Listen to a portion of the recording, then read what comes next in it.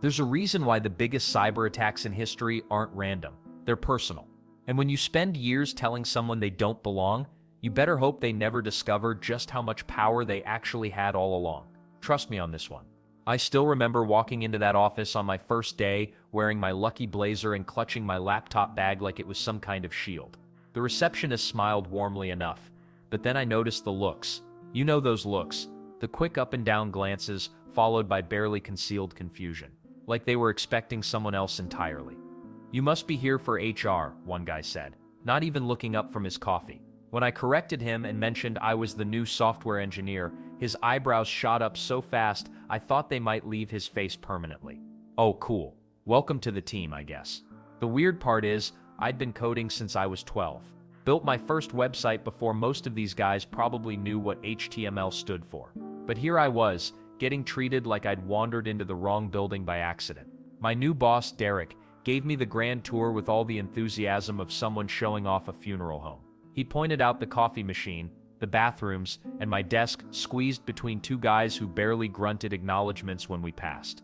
The whole time I caught snippets of conversations that stopped abruptly when I got too close. Makes sense, right? New person equals awkward silence. Except it felt different somehow. Then there was the meeting where I suggested implementing automated testing for our deployment process. Basic stuff, really, something I'd done at my last job that saved us hours every week. Derek just nodded politely while staring at his phone, and Mike from the corner actually chuckled. Not the good kind of chuckle either. The kind that says, "Cute idea, kiddo, but leave the real work to us." But why was everyone acting like I'd suggested we code everything in crayon? The idea wasn't revolutionary or risky, it was standard practice at most decent tech companies.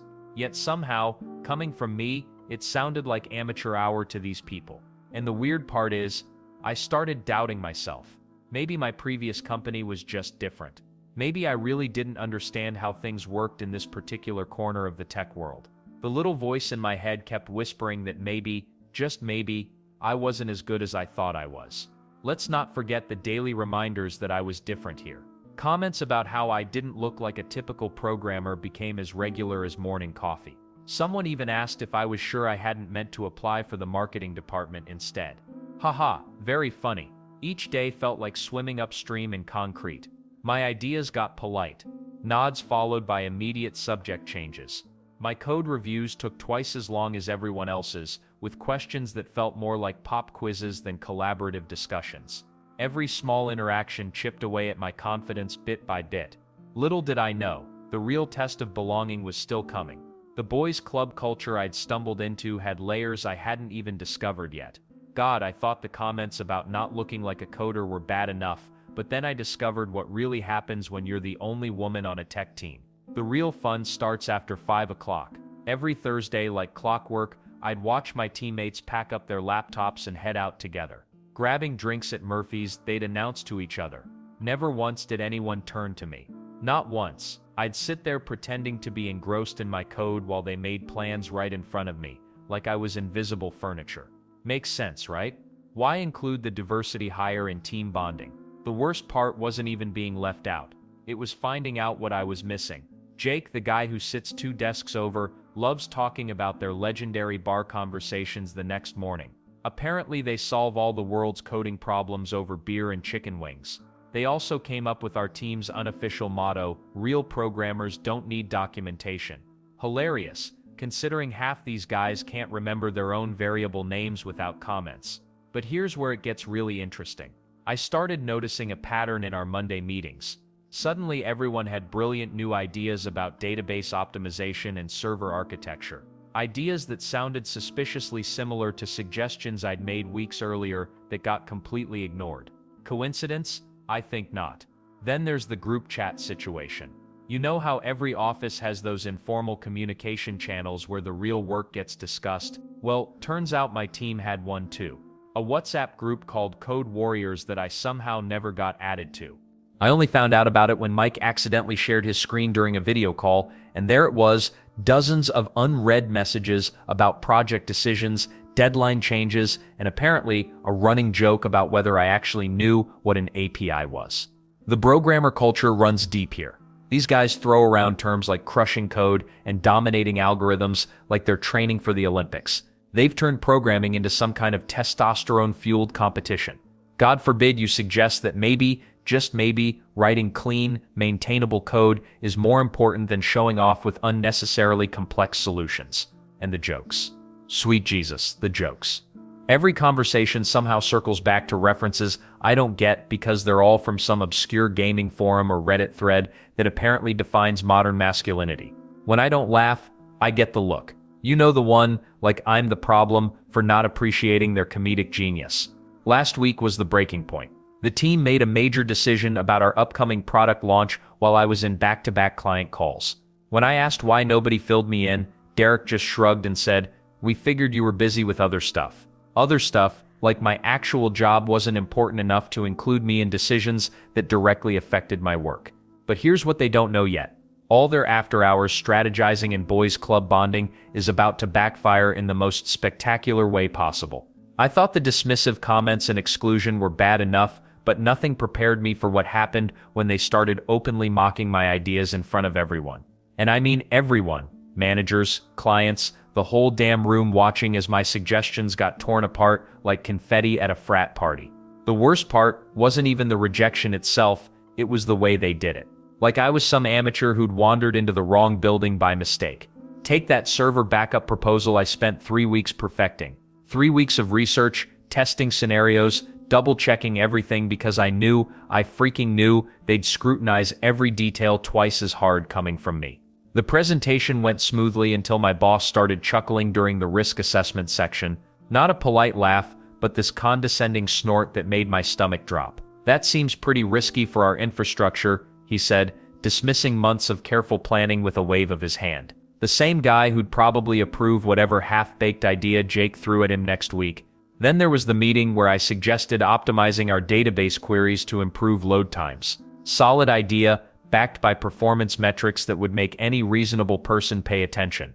Instead, Marcus cut me off mid-sentence to explain, in excruciating detail, why my approach was theoretically interesting but practically naive. Theoretically interesting. Translation: cute try, sweetheart, but leave the real thinking to the grown-ups. Here's what really gets me about all this, and trust me, the statistics back this up: about 50% of women in tech face some form of workplace discrimination. 50%. That's not some fringe experience we're talking about, it's practically a rite of passage at this point. But the absolute lowest moment came during a client presentation when Derek introduced me as their diversity hire with air quotes and everything. He said it like a joke, of course, because hiding behind humor makes everything acceptable, right? The client looked uncomfortable, I wanted to disappear through the floor, and Derek just kept smiling like he delivered the punchline of the century. Well, here's the thing about being constantly interrupted and having your expertise questioned, it starts messing with your head in ways you don't expect. Every time I opened my mouth in meetings, I'd second-guess myself before the words even came out. Was this idea good enough? Would they find some reason to shoot it down? Should I just stay quiet and avoid another public humiliation? The microaggressions became my weekly reality check. Being talked over during conference calls, having my suggestions credited to whoever repeated them louder, getting assigned to take meeting notes while the guys handled technical discussions, death by 1,000 paper cuts, except each cut came with a smile and a no offense attached. What made it worse was knowing that somewhere in the building, these same people were probably discussing my attitude problems or wondering if I was really committed to the job. Because apparently getting frustrated about being treated like decoration makes you difficult to work with. But they had no idea what was coming next, and neither did I. I started eating lunch alone after the 3rd week. Not by choice, obviously. The guys would all pile around this one table near the window, talking about their weekend gaming sessions or some new framework they'd discovered. Meanwhile, I'm sitting 2 tables away, scrolling through my phone like I'm incredibly busy, when really, I'm just trying to look like I chose this isolation. The worst part? I could hear them laughing. Every burst of laughter felt like it was probably about me, even though I knew that was my paranoia talking. Well, maybe not entirely paranoia after finding out about their chat group. Here's what nobody tells you about being the only woman in a boys' club. The silence is deafening. Not the actual quiet moments, but the social silence. The way conversations stop when you walk by, how they'll discuss a project right in front of you, then act surprised when you have input. "Oh, we didn't know you were interested in that," they'll say, like I'm some tourist who wandered into their sacred coding temple. The workload kept piling up too. I'd finish my assignments early, hoping to prove myself, but recognition always seemed to land on someone else's desk. Jake would submit a mediocre solution 3 days late and get praised for his thorough approach. I'd deliver something polished ahead of schedule and get a quick thanks in passing. Then there's the task assignment issue. My boss started giving me what he called foundational work, basically the boring stuff nobody else wanted. Database cleanup, documentation updates, user interface tweaks that any junior developer could handle. When I asked about joining the server architecture discussions, he'd say something about not wanting to overwhelm me with complex systems. Overwhelm me? I've been coding since high school. I have a computer science degree from a decent university, but somehow, in their minds, I'm still the fragile newcomer who might break under pressure. The statistics started making brutal sense. Women leave tech at twice the rate of men, and sitting in that cafeteria alone, I understood why. It's not just the obvious discrimination. It's the death by 1,000 paper cuts, the subtle exclusions, the assumption that you're less capable until proven otherwise, while men get assumed competent until proven wrong. Imposter syndrome crept in like a slow poison. Maybe I really didn't belong here. Maybe they could see something I couldn't about my abilities. Maybe I was the diversity hire they joked about, and everyone knew it except me. I'd catch myself second-guessing every line of code, every suggestion in meetings. Was this idea actually good, or was I just fooling myself? The confidence I'd built through years of successful projects started crumbling under the weight of constant doubt. But here's the thing about isolation. It gives you time to think, time to observe, time to prepare. While they were busy bonding over their inside jokes and weekend plans, I was quietly building something they'd all regret overlooking. Something that would prove exactly what happens when you underestimate the quiet woman in the corner. I still remember that Tuesday morning when everything went sideways. Coffee hadn't even kicked in yet, when Jake, our self-proclaimed coding ninja, decided he knew better than our established protocols. The guy who constantly rolled his eyes whenever I suggested following backup procedures was about to learn why those procedures existed in the first place. He'd been bragging for weeks about this revolutionary shortcut he'd discovered. Something about bypassing our standard deployment checks to push updates faster. I'd tried mentioning it seemed risky during our Monday stand-up, but got the usual treatment, polite nods, followed by complete dismissal. "We've got this handled" was Jake's favorite phrase whenever I raised concerns. Well, Tuesday proved just how handled things were. The server crash happened around 10 a.m., not a gentle hiccup or temporary slowdown, a full-blown catastrophic failure that took down our entire production environment. Customer data, transaction records, 3 months of analytics, all seemingly vanished into digital oblivion. The office went dead silent except for the frantic clicking of keyboards as everyone scrambled to assess the damage. Jake's face went pale as he stared at his screen. His revolutionary shortcut had corrupted the main database during what should have been a routine update. But here's the kicker: when everyone started looking for recent backups, they discovered our automated system had been failing for 2 weeks. 2 weeks. And nobody had noticed because checking backup logs was apparently beneath their expertise level. The panic was almost comical if it wasn't so pathetic. These same guys who'd spent months treating me like the office mascot were suddenly running around like headless chickens. Mark started making desperate phone calls to data recovery services. Tom was Googling how to restore corrupted databases like some kind of amateur. Even our boss emerged from his corner office looking genuinely terrified, probably calculating how much this disaster would cost the company. Then came the blame game. Because of course it did. My boss, red-faced and sweating, turned to me with this accusatory tone. "Why didn't you speak up more loudly about the backup issues?" More loudly? I'd been flagging potential problems for months. Every suggestion I'd made about strengthening our disaster recovery protocols had been brushed off or assigned to someone else who promptly forgot about it. The irony was suffocating. They'd spent so much energy dismissing my input that they'd forgotten I actually knew what I was doing. While they were all panicking and pointing fingers, I sat quietly at my desk, watching this masterpiece of incompetence unfold. Part of me wanted to let them stew in their own mess a little longer, but then Jake, desperate now, looked over at me with genuine fear in his eyes. Do you know how to fix this?" The question hung in the air like a challenge. These were the same people who'd questioned whether I belonged here, who'd made jokes about diversity hires, who'd excluded me from every important conversation. Now they needed me. What happened next would change everything about how they saw me and how I saw myself. You know what they say about moments that change everything? Mine happened on a random Tuesday at 2:47 p.m. I remember the exact time because I was staring at the clock, wondering if this nightmare job would ever get better. Then chaos erupted. The main server started throwing error messages like confetti at a wedding. Our entire system, 3 years of client data, active projects, everything just vanished into digital thin air. The office went dead silent, except for the sound of keyboards frantically clicking and grown men quietly panicking. Marcus, the guy who always acted like he invented coding, turned pale as printer paper. "This can't be happening," he kept muttering while refreshing the same error screen over and over. The shortcut he'd implemented yesterday, the one he bragged about during his little boys club meeting, yeah, that brilliant move just wiped out our entire database. My boss emerged from his office, looking like someone told him his retirement fund evaporated. "Where are the backups?" he demanded. The room got even quieter, which I didn't think was possible. Here's the thing about being ignored for months. You develop your own survival strategies. While these guys were high-fiving each other and dismissing my overly cautious suggestions, I was quietly running my own backup protocols. Call it paranoia, call it professional instinct, but I knew this day would come. "Sarah," my boss said, his voice cracking slightly, "do you have anything?" The way he asked, not demanding, not condescending, actually sounded almost human. Revolutionary change right there. I looked around the room at these guys who'd spent 6 months treating me like the office plant. Marcus wouldn't make eye contact. James, who called me a diversity hire just last week, was literally holding his head in his hands. The irony was so thick you could cut it with a server blade. "Actually, yes," I said calmly, walking to my workstation.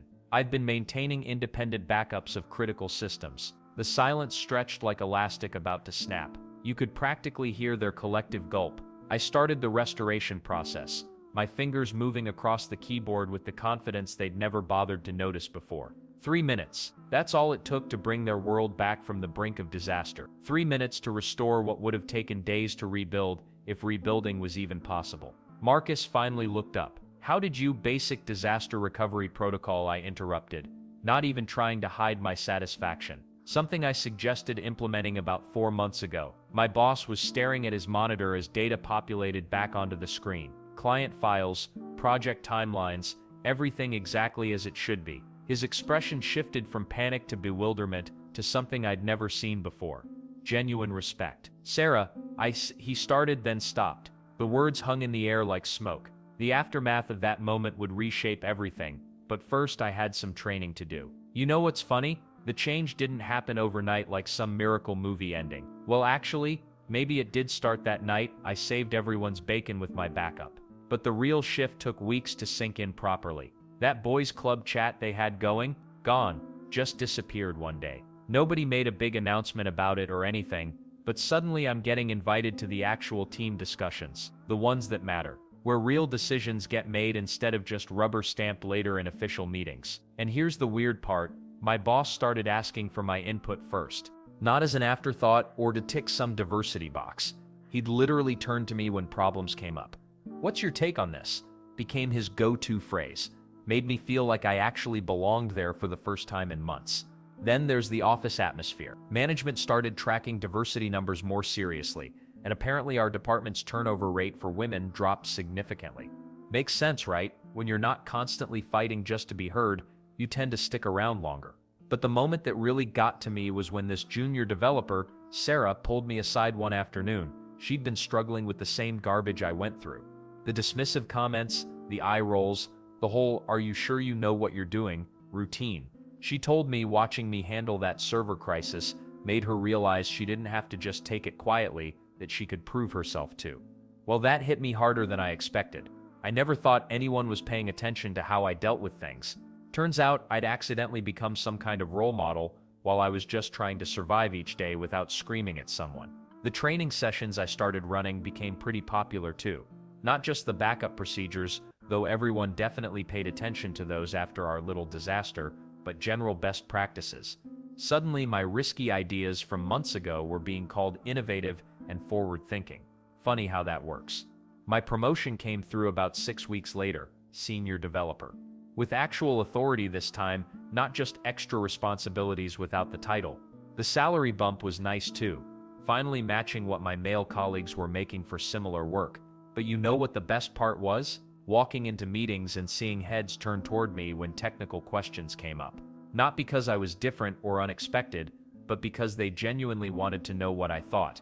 That respect I'd been fighting for, it was finally just there. The doubters, and trust me, there were plenty, got their answer. Every single one of them who ever made me question whether I belonged in that room, whether I was good enough, whether I was just some diversity hire taking up space, they got their proof. Though something tells me this victory was just the beginning of a much bigger conversation that needed to happen.